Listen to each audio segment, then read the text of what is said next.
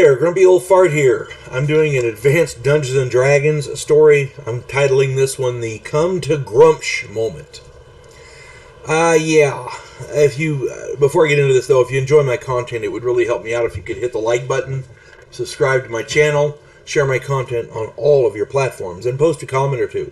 Remember, I welcome your comments, even if you disagree with me. If you enjoy a good book, check out my author page on Amazon.com. My pen name is H.L. Anderson. You can find all of my books there, including my science fiction western series titled Drifters. The fourth one just got published. It deals with almost everything I can think of that's science fiction and metaphysical. Time travel, monsters, mythology, magic, history. I tried to pack everything in there, and you know what? I think I did a pretty good job. If you enjoy a good old-fashioned shoot-'em-up fist-fighting western, that it's in there too. If you enjoy a good western, check it out. Drifters. It's on my H.L. Anderson author page. Hope you get it. Hope you like them. Okay. The Come to Gruumsh moment.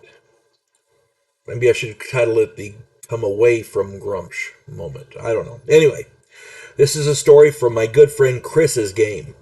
My son and I are currently playing in his second edition game, but I felt the story and the DM decisions were just too damn good not to talk about.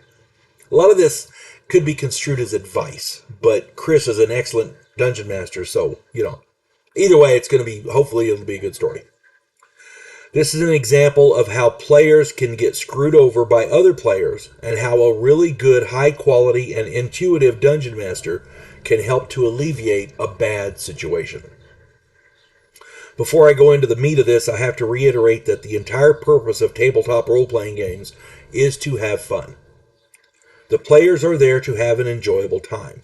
It's the dungeon master's responsibility to create the world and the situations and the storyline to do everything possible to challenge the players so that they can have that enjoyable time. My good friend Chris is a master at this. He could teach classes. Let me explain. When this game started, we had a bunch of players. A whole bunch of them. We had been discussing character creation and alignments, and several of the more prevalent and influential players were incredulous that I could run a truly evil player character. I took that as a challenge, so I created a real bastard of an evil half-orc who aspired to be a cleric of Gruumsh. For those of you who don't know, Gruumsh is the Orcan god. We're talking the whole 9 yards, blood sacrifice. The clerics rip their own eyeball out. I mean, it's just nasty. In order to fit this character into the game, Chris had designed, we made my half-orc an adopted son of a local human couple. Now, this guy did not get treated well by the people around town, so he kind of got disgruntled and started looking into his orc background, and that's how he discovered Gruumsh. They did not approve, my adopted parents did not approve of my character's life choices, but they were supportive and loving. It was a difficult road, but I managed to establish my character as a despicable piece of shit while still supporting the adoptive parents and being a useful member of society. Yeah, that's a tough call right there, folks, let me tell you. Then, all of those other players, except my son, quit. They all just freaking quit. Yeah, that was not good. They were the reason that I had made the character, and then they up and quit. In my opinion, that was a real chintzy move on their part, but, who am I to judge, right? Over the course of time, we got new players. 2 of these new players are literally brand new to tabletop role-playing games, and our group now is really great. The problem with the group is my character. A devoted follower of Gruumsh hates dwarves and elves and has to do blood sacrifices and such. Read up on the description of Gruumsh in the AD&D Legends and Lore. You'll see what I'm talking about. 2 of the new player characters were elves, and I kept having to justify reasons for not slitting their throats in their sleep as sacrifices to Gruumsh. My character was not the new player's fault, and I didn't want to obliterate 3/5 of the party because of what the original group, who aren't playing anymore, challenged me to do with my player character. I really like my player character, but I didn't want to kill the new player characters, especially the new players. You know what I'm saying? If you make a character and get into a game and some guy kills them just out of a character trope from somebody else, to me, that didn't strike it as fair. It wasn't fair. Here's where the quality dungeon master comes into the picture. On our travels, the group passed by our hometown. We saw smoke columns and went to investigate. An orc raiding party was attacking our home. They had assaulted my adopted parents. I confronted them, and the lead orc said that they wanted to kill all humans.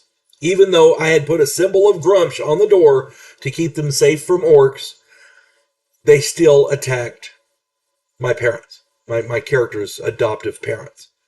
Now, I'm currently in the process, because we had to stop in the middle, but I'm currently in the process of killing those orcs. Because of Chris's good idea, quality running of the game, I now have the opportunity to change the character to be more group friendly by abandoning Gruumsh, who my player character believes is behind the attack. Honor demands that I help the local dwarven cleric who came to the aid of my player character parents, even after all of the despicable things I said and did. That cleric and my player character had words in the past. I was not friendly towards him at all. This event will allow my player character to change and grow and still be within the player character original design. Chris really is an amazing dungeon master, and I thank him because now I can let that character grow and develop within the game without having to make up a new character, because I really like the character. So yeah, kudos to Chris. He's a great dungeon master. And if there's a lesson in this for all of us other dungeon masters, I'll have to think on that and get back to you. At any rate, again, kudos to Chris. He is a great dungeon master, and we're lucky to have him. You folks have a good one. And if anybody else has similar stories, stick them in the comments. I'm sure we'd all love to read them. You folks have a good one. God bless one and all.